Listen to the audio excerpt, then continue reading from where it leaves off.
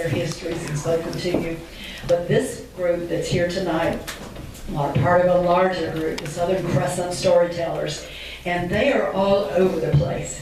Just watch for them in what's happening in Fayette, Coweta, and you go in also into Henry County, DeKalb. I mean, they're everywhere.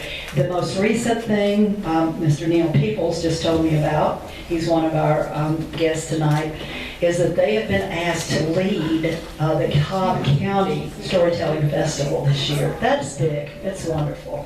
And the lady who's really responsible for so much of this is Wallace, and she's with us here. And she's just, yeah, I know, you're more than that. But also her granddaughter is here, and she's going to be one of the guests as well, speakers today. And so we're really excited to get started there.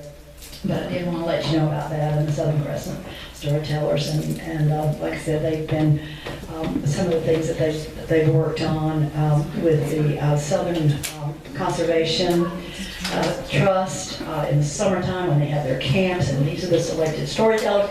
They're good, and so we're very fortunate to have them, and we have just a little agreement here with the Historical Society that they belong to us. We love that.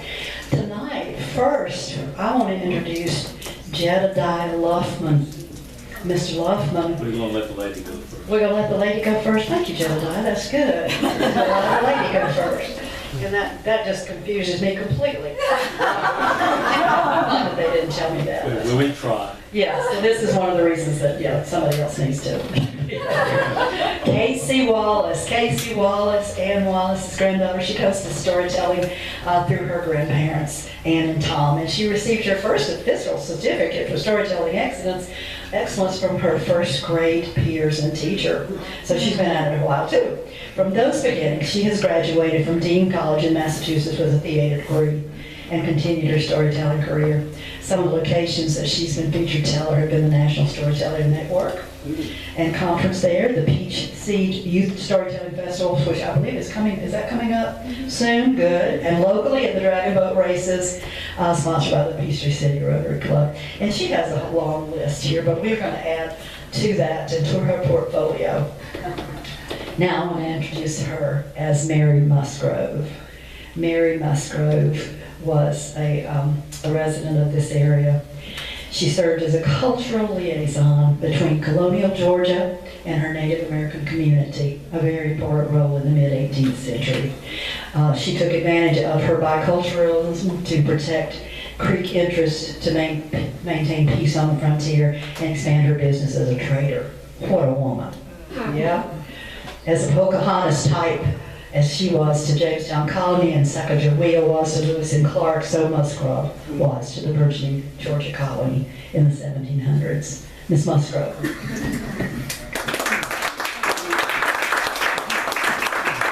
Jehovah Saki Kusapona Kisa. For those of you who don't speak my native Muscogee, my name is Mary Musgrove, and I'm the Princess of Senoia. Today I'm here to tell you one of my favorite stories that I learned from my Uncle Grimm's, who is a very, very powerful eagle in this area. But enough on that. For now, I'm going to tell you about how the possum lost all his hair.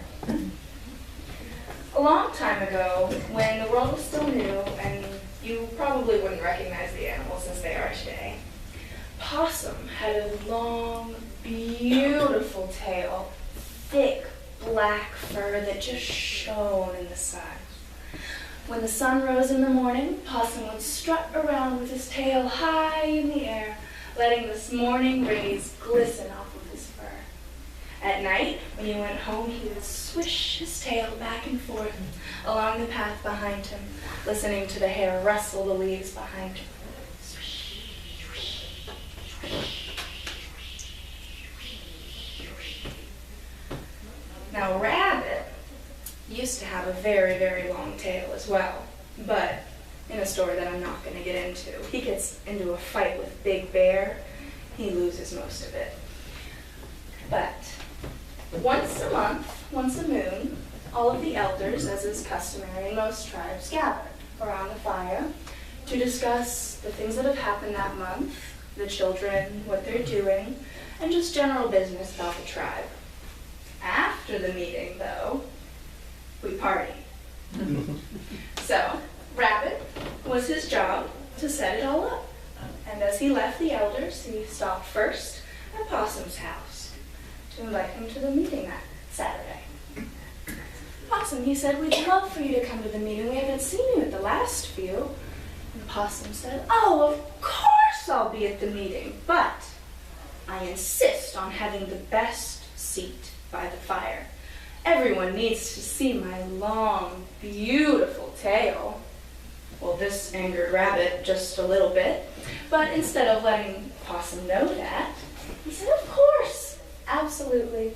Everyone needs to see the firelight glisten off of those black fur. Possum agreed and said that he would see Rabbit next Saturday. As soon as Rabbit left, he went first to Cricket's house. And Cricket was known amongst the Indians as the best hair cutter in the land. So, Rabbit set everything up with Cricket and told him exactly what to do. Saturday comes around, and Cricket appears at Possum's door. He knocks and he explains that Rabbit sent me to ensure that your tail was beautiful for tonight's ceremony. Oh, Possum just shivered with anticipation. This was wonderful. So he had Cricket come in, and he stretched out long and shut his eyes, trusting Cricket with his tail. Cricket slowly began to wash the fur and work oils through it, brushing it very, very slowly, ensuring that every single hair glistened. Every single hair would glow in the firelight, ensuring it would be just as majestic as it would be tragic. Once Possum was finally asleep, Cricket began to very slowly and very quietly snip, snip, snip, snip, snip. At the end of it all, he tied everything in a beautiful red ribbon, ensuring that all the hair stayed right in place.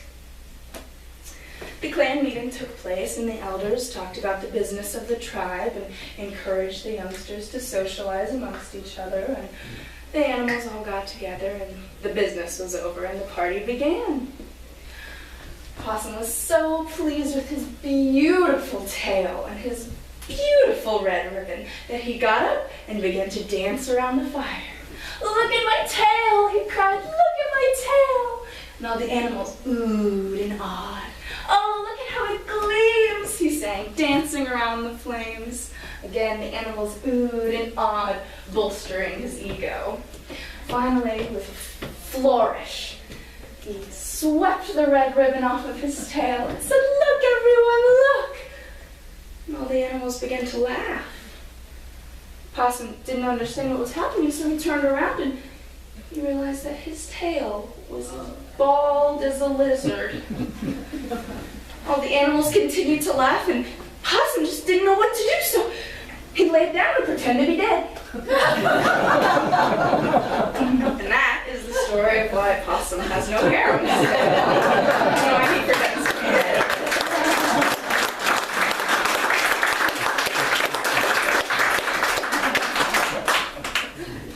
That was wonderful. I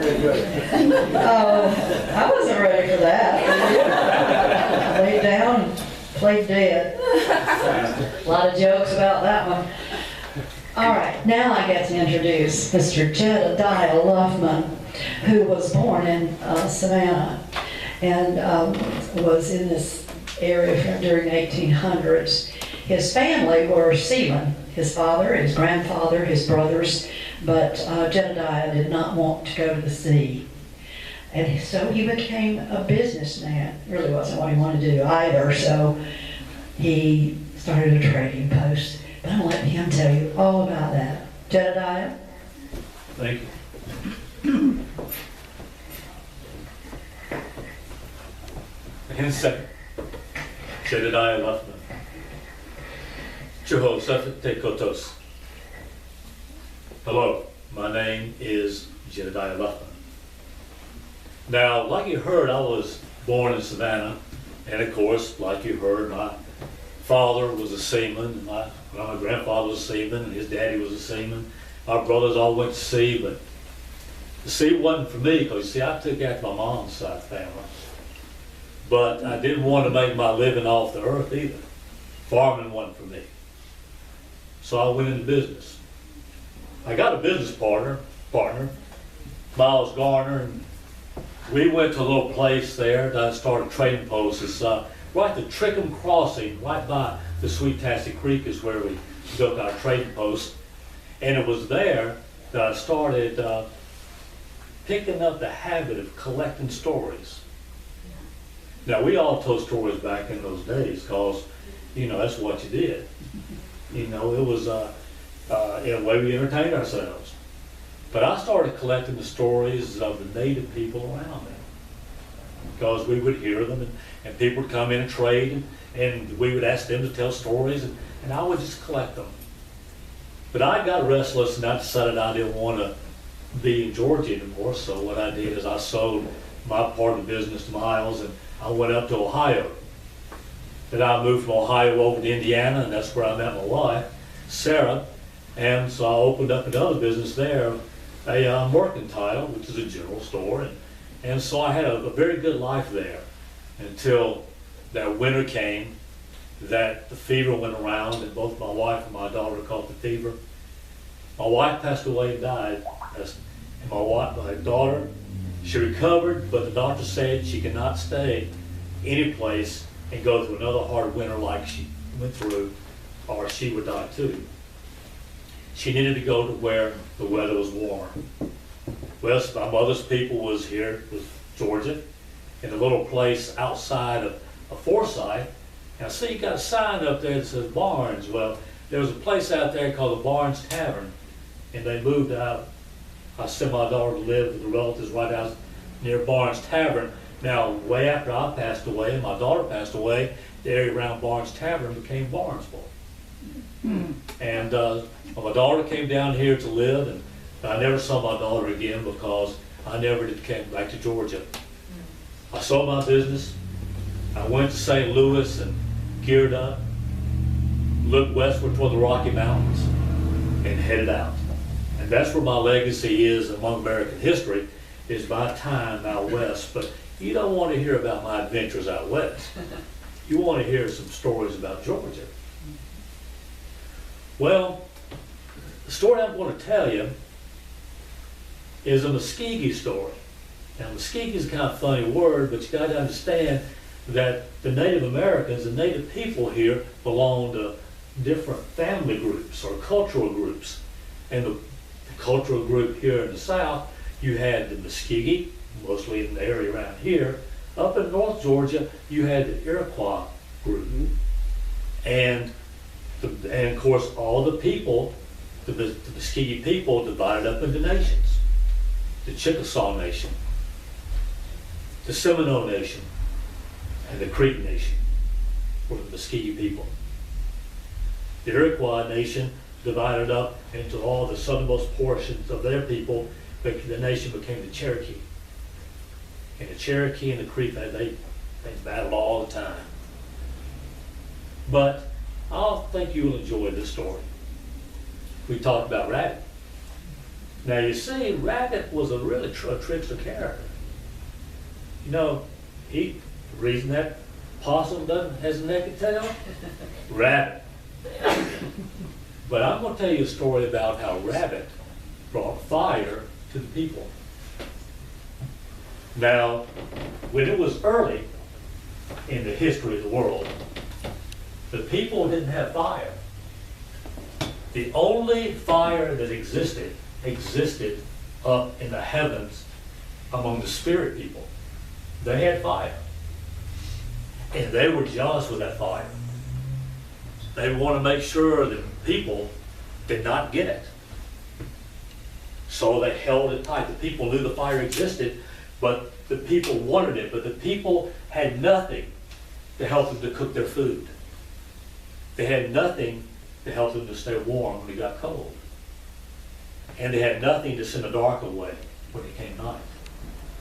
So it was very miserable for the people to live. Well, one day, some boys were out playing by the gray water, the shore of the gray water. If you went there, you had to go through a pine forest. Really wasn't a big forest, it's more like a little patch of pine woods. And you went through there and you came to the slope and it sloped down. And right at that slope, it was just green grass. And granite was cropping up in that green grass. And then it went down to the water. And that's where the people would go down there. They would sit on the granite and they would watch the water. The boys would always go down there and play. And that's what happened this day. The boys were down there playing by the granite in big water, shores of big water. And when they were there, they looked out across the water and they saw a gray snake coming up out of the water, kind of wafting, going up. And the boys got afraid. So they ran back to the village and they told their sisters, older sisters, and their mothers of what they have seen. And a big excitement started becoming in the whole village. And the people went out to the shore and the chief came out and they looked out over the water and there that gray snake was coming up. They did not know what it was. But there was an old woman there, a toothless woman, very old. She knew about fire, and she said, "Chief, may I speak?" And the chief said, "Yes, you can." He said, "I know what that is. That's smoke." And he said, "Smoke is the child of fire. Fire gives birth to smoke, and where you see smoke, there's fire." And they all looked at it and wondered, how could fire be there on the water? Well, at this time, the animals could talk to man. And the raven was there, and the raven asked the chief if he could speak. And the chief said, "Raven, you can speak." And the raven says, "I fly over the big water, and there's an island out there where the weasels live. And the weasels have fire." Well, everybody got excited because if the weasels have fire, that means that maybe they could go there to that island and get some fire from the weasels, and then they would have something to cook their food. Then they could have something that would keep them warm when it got cold. Something was in the dark away when nighttime came. So they all went back to the village, to have their council. The animals came too, and they were all just trying to figure out how were they going to get the fire. All kinds of ideas came up, but nobody was a strong swimmer to be able to swim out to the island. What were they going to do? And besides, a lot of the animals said, those weasels are very fierce. They're dangerous. They're very mean. It's not a safe place to go to with the weasels. No. So they just lost heart and didn't know what to do because they wanted fire so bad. Well, everybody was excited except the rabbit. Our rabbit was over here, he was, the whole time this big discussion was going on, he was sitting on the ground, leaning back up against a tree, had his eyes closed, Said, "Chief, can I say something?" And the chief said, "Yeah, rabbit, you can say something." Now, folks didn't really like the rabbit, especially possum. He didn't much care for that. Because that rabbit was a trickster, and they didn't know what the rabbit may be up to. He didn't have a good reputation, no. But the chief said, "Rabbit, you can speak." And Rabbit said, "Chief, I'll get you the fire, but you got to give me something first." Oh, here it comes, here it comes. Everybody said, "Yeah, we knew that rabbit was up to something." And the rabbit said, "You got to give me a little bowl. That's what I want. Give me a little bowl." The chief told somebody to give the rabbit a bowl. The rabbit got the bowl and held it in his hand and looked at it and said, "That'll do just fine." He said, "I'll get you fire, Chief. Don't worry." So that rabbit, he goes through the woods, goes out there to the slope that goes down to the shore of the big water, and he stands on that granite slab that's out there, Well, the rabbit turns and he walks back into the pine woods because he's looking for a tree. And he finds it, this big pine tree that has a little hollow in it. And he goes up there and he sticks that bow in that hollow, and up in that hollow,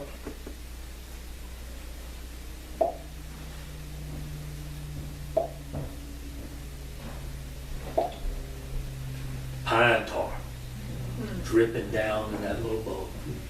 He sets it there, and he goes out there, and he sits on that granite rock looking out across the water, thinking, and then he calls for the raven. And the raven comes, and the rabbit says, "Raven, I know you flying, you went over there to the island. I want you to tell me all about it. What did you see? Just tell me about it." So Raven told the rabbit everything that he saw. And then he was finishing up, Rabbit said, "You know, that island can't be that far off, Raven. No disrespect, but I know you can't fly all that far out in the water. So the island's got to be pretty close, and close enough for me to swim to." So the raven flew away. Well, one day went by, the rabbit didn't go anywhere, he just stayed sitting on that rock. 2 days went by, 3 days went by, and finally all the people saying, "When is that rabbit going to go get the fire?" Maybe he was just pulling our leg after all. I mean, you know, we expect him to do something. So finally the chief goes down there to see the rabbit, thinking the rabbit maybe has got cold feet. And he changed his mind about going out there fooling with those weasels who were very bloodthirsty and ferocious. So he went down there and said, "Rabbit, everybody's wondering, when are you going to go get the fire?" And the rabbit said, "Well, chief, you just can't go lickety-split out there to get the fire. You got to think about this for a while, and you got to have a plan." "Well, Rabbit," said the chief, "I know the weasels are very fierce and bloodthirsty. And if you changed your mind about going out there, I'd understand." And the rabbit just laughed and said, "Chief, I'm not afraid of those weasels. You see, I got a skill." And the chief said, "Well, what skill do you have, Rabbit?" And the rabbit said, "I'm a good dancer." And they just laughed. And of course, you know, the chief, that did not give any confidence to the chief at all. And he just shook his head and turned to start to walk away. Of course, the rabbit kept looking out over the water as the chief was walking away, and the rabbit said, "Chief, don't worry. I'll bring fire to you people, so they'll have something they can cook their food with, something they can keep warm when it gets cold, and something that'll send the dark away at night. I'll get you fire, Chief." Well, the next day, Rabbit goes out and goes to that pine tree and looks at that bow sitting there, and he pulls out that bow, and it's full of pine tar. He gets in there, scoops up a handful of that pine tar, puts that bow back in there, and just slicks his hair back. Oh, slicks it back, his hair just spikes up. You ever known anybody do that?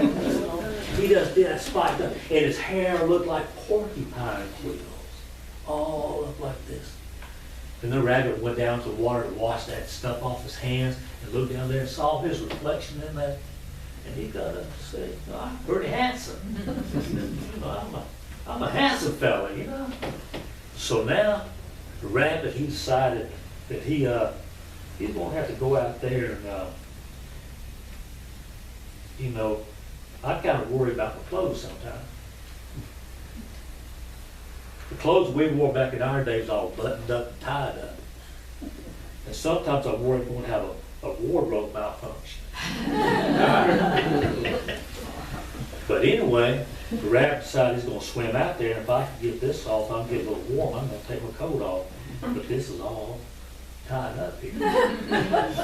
Well, that rabbit went swimming out there, and of course that rabbit was sticking his head up out of that water to make sure that none of that tar got off his foot, get out of his head. Now, you know those weasels. Those weasels, you know, they were really jealous about their fire. And And and they were watching. They thought somebody was going to come steal their sacred fire, so they were prepared for this. And they noticed that when Rabbit was coming up, they was watching him. And so Rabbit swimming up. Of course, Rabbit knew that he would be spotted. And so when he finally got to the island, he got out. He shook off all the water from him, and finally he found himself surrounded by the weasels, And the weasels look over there and say, Rabbit, what are you up to?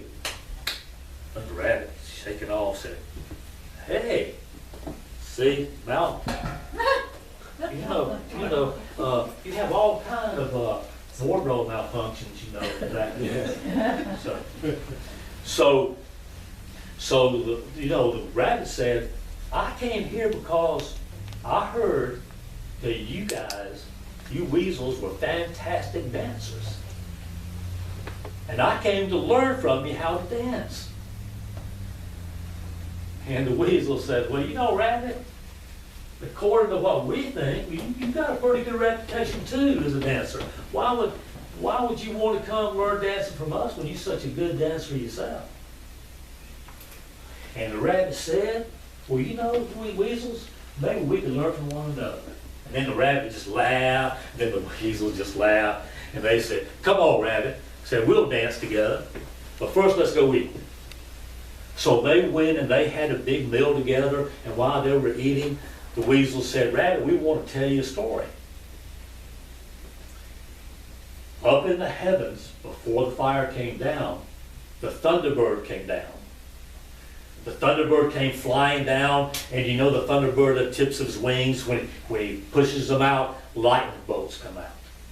And then when he snaps his wings down, the crack of thunder would just fill the sky.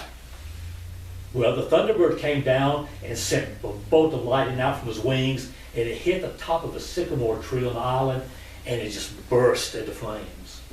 The thunderbird had given us weasels the gift of fire. And what we do is we take the fire out every night, and we dance with it. Because, Rabbit, did you know that fire dances? It goes, and we dance with it. So that night came, and they all gathered around there, and the big bonfire was going, and the rabbit looked over there, and this was the most fascinating thing the rabbit had ever seen. He'd never seen fire before. It was blazing, and it was dancing there. And the weasels came out to dance with it. And the weasels, the chanting, and there the drums were going, and the weasels would move to the east around the fire. Then they would move to the west around the fire. And then they would move closer to the fire and bow down to it, and then they would move back. And they did this several times. Then when we got through, they came up and they said, Rabbit, show us your dance. So the rabbit got out there. Rabbit was dancing. He did just what the weasel did. He danced, around east, and then he moved around the west, and then he moved close to the fire and bent over, and then he moved back, and then he moved a little bit closer and bent over to the fire, and then he moved back, and then he moved a little bit closer to the fire, and he got close as he could and bent over, and that fire leaped out on top of the head where the tar was, and it just blazed up. Now, all the weasels, they were shocked about that. If you had a guess, and your guess caught on fire. So the weasels kind of jumped back. The fire attacked the rabbit. Well, the rabbit was over there, and the rabbit kind of looked at the weasels and smiled. Said, thank you for the fire, weasels. And he took off running.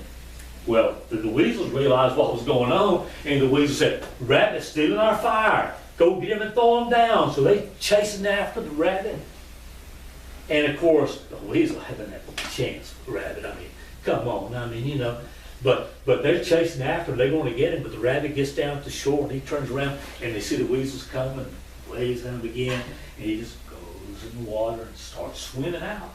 And all the weasels are left on the shore. And of course, it's nighttime. And of course, the rabbit disappears. They can't see him except for the fire on the top of his head, because the rabbit's holding his head up.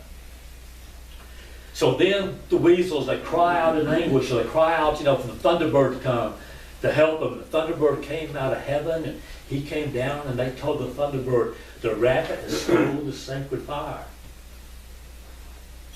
Cause it to rain to put it out. So the Thunderbird flew over the water, and there was the rabbit. And of course, the rabbit was getting closer to his shore. And of course, lightning came out of the tips of Thunderbird's wings. And the down swoop of his wings caused our air just to fill with thunder. And of course, the Thunderbird, he just sailed around and around and around, and black clouds formed up, and it started to rain. Well, Rabbit finally got to shore. He noticed that his fire was starting to go out. So he ran as fast as he could back to that pine tree that had that little hollow. And he took that bow and he splashed that stuff around, and he threw the bow down, and he stuck his head in the hollow, and the whole inside of that hollow caught on fire. But by this time, it was just drenching rain, and it put out the fire on Rabbit's head, and it washed all that tar out. You know, Rabbit's going like this, and Rabbit looked up there, he just started laughing, and he said, "Thank you, Thunderbird, for cleaning me up." You know, it rained for 3 days. You would thought you were here in Georgia. It rained. But they weren't in Georgia. Well, the third day it stopped raining. Of course, the weasels knew, well, the fire that was stolen from them by the rabbit had to be put out. But he didn't know that it was burning in the hollow of that pine tree.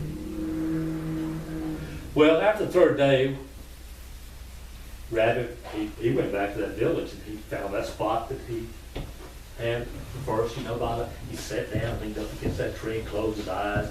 And of course, he heard something, because rabbits, you know, they got those ears, they know what's going on. And he said, the insect opened his eyes, and his little girl just looking at him. Says, "Go get your mama." So she runs and goes and gets her mama, and her mother comes there to see the rabbit, and Rabbit said, "Go get all the women and meet me by the big granite on the shore, and tell everybody to bring cups, bowls, little bowls." So she did that. So all the women went down there to see Rabbit, and Rabbit had a big stick, and he told them to let them all to that pine tree, and he took their bowls and he hit and scraped, and embers and the coals fell down the bowls, and he took them out and he gave them to one of the women. He did it again and gave another bowl to him, and he gave all the women bowls of these hot burning embers. And he told the women, "That's fire. That is what you're going to cook your food with. That's what you're going to keep your babies warm when it gets cold. That is what's going to send the dark away when nighttime comes. But what you've got to do is you've got to feed it." And he told them what to do, that every morning, or when they wanted to build a fire, they had to go out and look for little bitty twigs, little bitty sticks off the ground, so they could feed it to the fire. They didn't have to break anything off or cut, they were just looking for little bitty tiny sticks. Now, when I was out west, when I was out there, you know, you would have the Sioux, the Comanche. Out there, they had a similar tale, but they call that squaw wood. But they use that word here on the creek. But the women were to pick up that little bit of this wood, and they would put it out there, put those coals under there, and it would just blaze up. And they said, now, when it starts up, you could put some larger pieces of wood on there. You know, so Rabbit taught the women how to tend the fire and how to gather everything they need to keep the fire going. And that is how Rabbit brought fire to the people. But they knew that if it ever started to rain, they had to take that fire into their shelter to protect it so it wouldn't go out. And that's the story. I hope you enjoy it.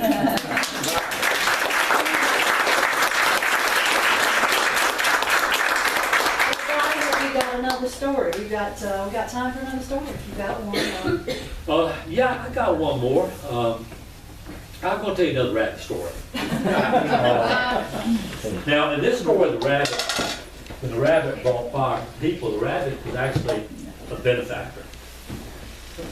The rabbit is actually what, you know, since I like stories and I collect stories, and there's a character in stories, especially folk tale stories, called the trickster character. You know, and of course, being from Georgia, you know, because of course after my long past, when I was gone from Georgia, and when I was probably buried somewhere out west, you know, you had a man come up, you know, Joel Chandler Harris, you know, he wrote up some Uncle Remus stories about Brer Rabbit, and of course, you know, the Africans brought over stories about their trickster character, the rabbit. And I'm pretty sure maybe Joel Chandler Harris picked up some of those Creek stories too, and probably added to it. But the rabbit was a trickster, but the first, you know, the trickster characters could be benevolent, or they could go out there and they could just strip all the hair off that possum's rear end. But you know people like that. If you give somebody a job to do, they'll do it good, and they'll be the most best person in the world. But you know that story, you know, that idle hands do what? They make the devil's workshop, you know. And when the rabbit didn't have anything to do, the rabbit got evil. You know. Well, this is a story about how the rabbit played a trick on the alligator. Well, the rabbit was bored and he was looking for something to do, and so he was coming through a field and he found another granite outcropping, but this granite outcropping was not in the middle of some grass by some water. This is this rock here, and it was surrounded by this big field of dry grass. And the rabbit was looking at that, you know, and he had an idea. And it wasn't a good idea. It's just, oh. But he planned it out. So he went down to the water. And he said, "Alligator." And the alligator coming through the water, you know, he comes up and he's sticking his eyes and like that. He said, "What do you want, rabbit?" "Alligator." "Have you ever seen the devil?" The alligator says, "What do you mean about? I don't even know what the devil is. What are you talking about? I've never seen the devil." The rabbit says, "Oh, alligator, you want to know what the devil's been saying about you?" And the alligator says, "What?" The alligator came out of that water. He just came right up on the shore, looked at the rabbit and said, "What do you mean what the devil's saying about me? I've never seen the devil. Why would the devil be talking about me?" Oh, alligator, you just don't know. The devil's going around telling all the animals, the whole forest, that you're a coward. That you're afraid of him. You won't even look him in the eye. And that made the alligator kind of mad. And rabbit says, "You know what we could do, alligator?" And the alligator says, "What can we do, rabbit?" "I'll go out and I'll find out where the devil is. And you can come, and when the devil comes by, you can go out there and you can look the devil right in the eye, and you can let him know that you're not afraid of him. And then all the animals in the whole forest will know that the alligator has courage and not, you know, afraid of cat." And the alligator said, "That's a good idea, rabbit." Rabbit says, "I'll be back here tomorrow and I'll tell you where to go, alligator." So the alligator goes back down into the water. You know, he looks at the alligator and he kind of goes on down, you know. Well, the rabbit goes and he gets a little pot, has a little lid, you know, because by this time, fire's been around for a while and people learn how to, you know, to bake, make lids and make pots, you know, and it has some holes in it. He opens it up and he gets some coals and puts in that pot, shuts it up, and goes over there to the sandy mound that's right outside of that grassy field, and he digs a hole and puts that in and covers it up. Next day he goes down there to see the alligator. You know, he swims up, comes up, saw the rabbit. He comes out. "All right, come on, alligator. I'm gonna take you to the devil."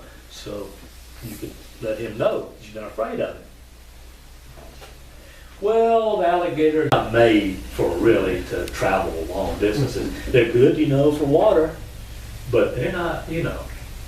So alligator, he's coming, he's trying to follow rabbit, and rabbit is trying to coach now the alligator what to do. And he said, now listen, alligator, I'm going to take you into some grass, and there's a rock out there. I want you to go get on that rock, and I want you to stay. Now I'm going to go outside, and I'm going to be looking for the devil, and I'm going to shout to you when the devil comes by.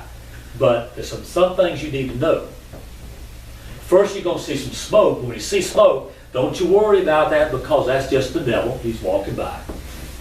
Then you may see some deer or some birds flying away that are kind of going away. Don't worry, because they're all afraid of the devil.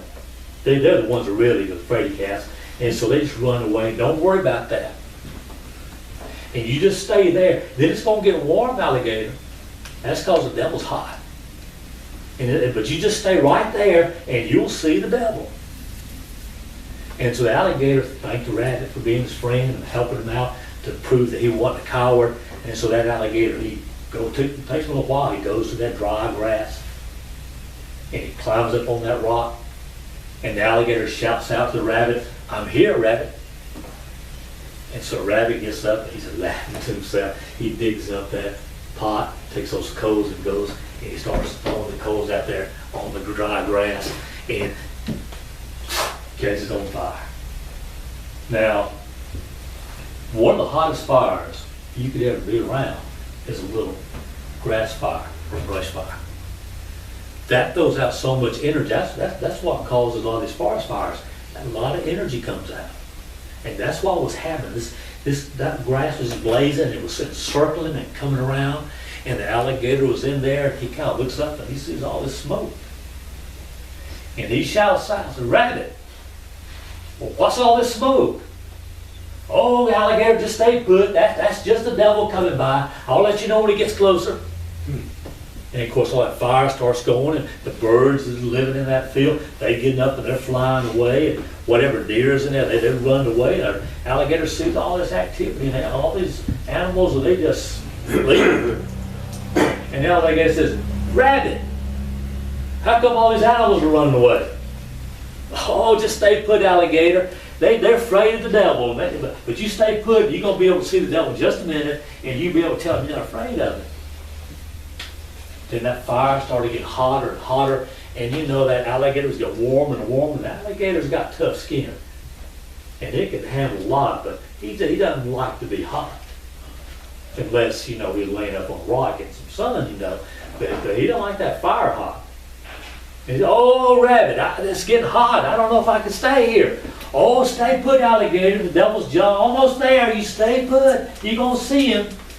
"Oh, rabbit, I can't stand it no more." Finally, that fire was getting closer and closer, and that alligator couldn't stand it anymore, and he just took off through it. His little legs, he was just going, and he was going through that fire and the hot just burning his belly, and his skin was just burning up, and he was, he's just going fast as he can, and he ran past the rabbit, and he saw the rabbit on the ground, just holding himself, rolling and laughing and stomping his feet, and the alligator knew the rabbit had played a trick on him. Well, that alligator made it all the way down to his pond, and slipped in that pond, and you know what, when something hot hits water, what does it do? That's what happened. That came off that alligator's skin. And the rabbit came down there to the pond. He was just laughing and saying, "Yeah, did you see the little alligator?" And the alligator come up and looked at the rabbit. And then he just went back down under. And that's why to this day, the alligator doesn't care for the rabbit or for any of his people. That's how the rabbit played a trick on the alligator.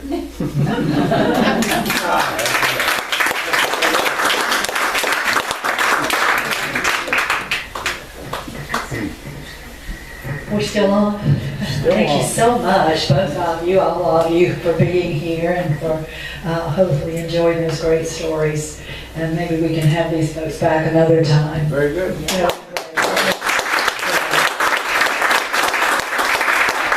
Okay. we'll be looking for you then in February for the wonderful special event.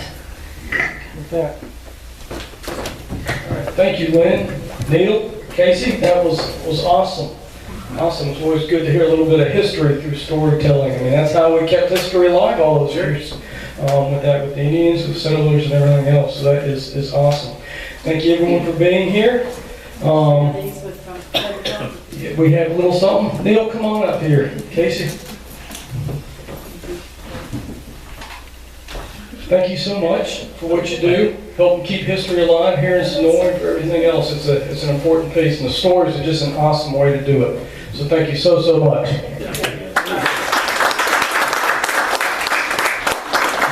There's still a little bit of food out there. Feel free to stick around and visit a little bit. If you haven't done your membership yet, we're always willing to do that and get that done. With that, Maureen, Doug, Jennifer, y'all have anything else? No, just All want right. to see everybody in February.